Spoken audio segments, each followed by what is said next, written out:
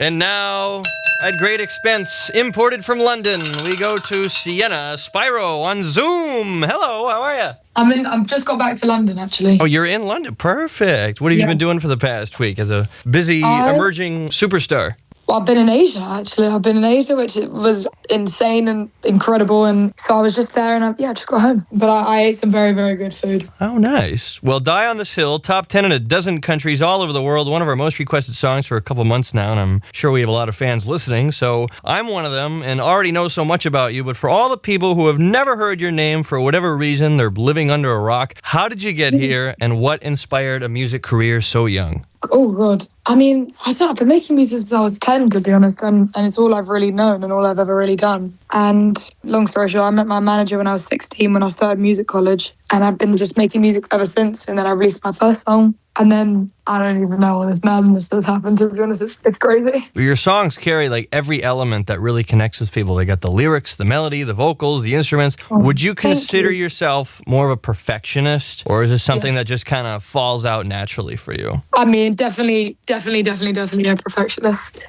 What's the time that you were making a song and you just kept going on and on and on about it when maybe everybody else thought, oh no, it's fine just the way it is, but you just couldn't stop trying to fix that one thing? Well, Die on This Hill was definitely one of those, in the sense that it wasn't a ballad for a long time. It started as a ballad, but then it went to like a bunch of different versions, and it went to it was a really fast song, and it was a guitar song, and it had drums. And I guess I was so, fittingly, I was so stubborn, and I really wanted a tempo song, and everyone was like, just try it as a ballad, try it as a ballad. It was originally written as a ballad, but it didn't stay that way for very long. And they said, try it. And I was so stubborn, and I basically was like forced into doing it like that. And I was very much wrong, and it definitely is meant to be a ballad. So when you have a song that means so much to you, obviously you worked so hard to craft it into your own. How do you feel about covers, or maybe somebody redoes it and it's just totally far from what you envisioned it? Does it upset you? I love it. I love that. That's genuinely like my favorite thing. What about like dance remixes? Do you think that's cringy? I don't know if I've heard a dance remix of one of my songs. We'll have to find somebody who does a good one. I mean, there's a lot of really bad ones now because dance music in general just is not as good as it used to be, but I'd love to hear one of Die on This Hill. I haven't heard one yet. Me too. Well, send it to me if you ever find one. Have there been any moments in your career, though, where you kind of second-guessed the whole thing, or maybe you wanted to give up or thought, oh, this is never going to work, this is too hard? Well, never wanted to give up or second-guess, do anything else. I definitely second-guess the things I do, like, my decisions. And as much as I'm delusional enough to think I could do this as a job, I doubt myself a lot. Yeah. But I've got very good people around me that kind of put things into perspective. So I'm very, very lucky for that. And there's so many massive songs right now from female British artists in the past year. I'm sure you know Olivia Dean, Ray, Lola Young, Pink Panthers,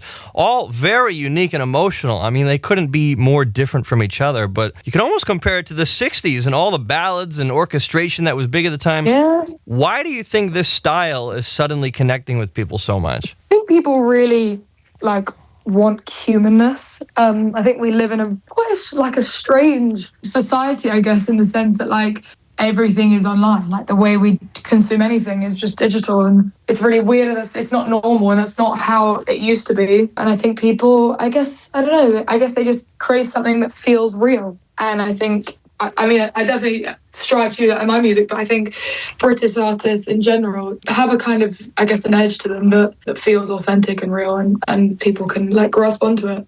What were you growing up listening to? What kind of inspired you?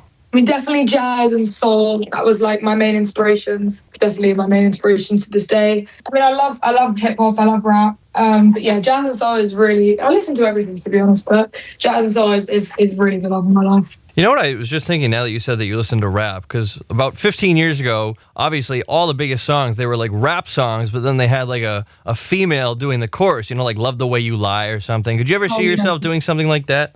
Oh gosh, I mean, maybe. You never say never. Like if Eminem called you up and said, hey, I want you to sing the chorus on my song. Oh, it'd be hard to say no, to be honest. What was the song that was really big when you first started getting into music?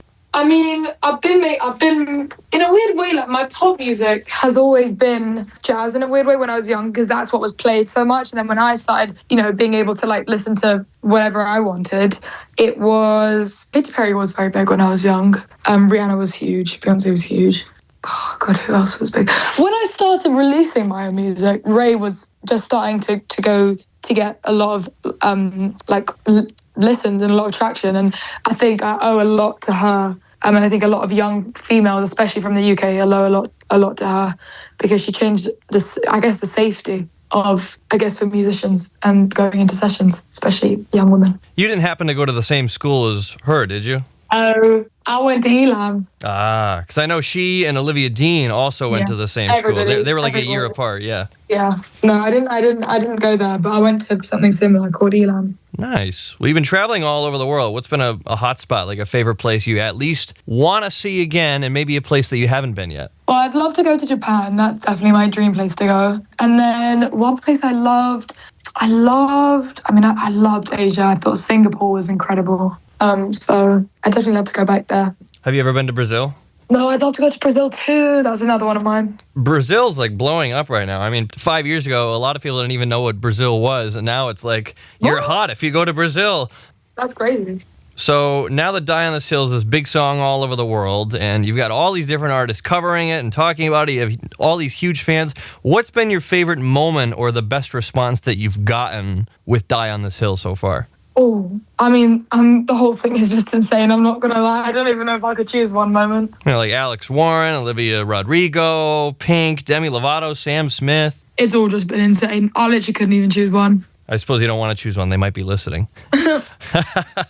So what do you want to be remembered in 10, 15, even 50, 100 years from now? Who is Sienna Spiro? Wow. I mean, I just love for people to, I guess, still be listening to my music. I try and make everything, as timeless as I can, but I would love people to just remember me for my music and hope it, makes a change to their life, even in a small way. And we play the song right now. Sienna Spiro, thank you so much for being with us tonight on Liveline. We hope you have a happy life and much continued success. Thank you so much. Have a lovely day. Thank you.